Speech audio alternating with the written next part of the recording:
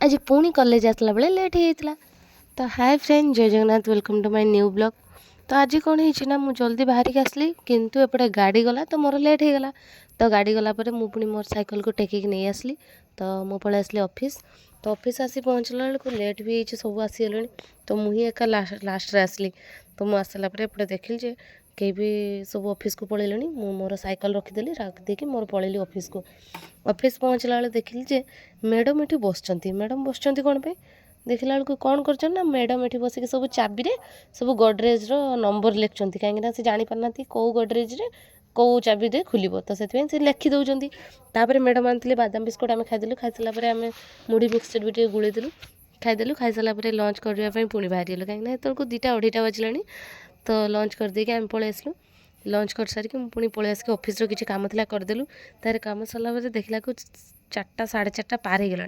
तो पुणी आमर काम सरला देन घर को पलि आसला। घर को पलैला बेलू देखला अंधारी होता देन आम पलि आसले सब। रोचे जय जगन्नाथ।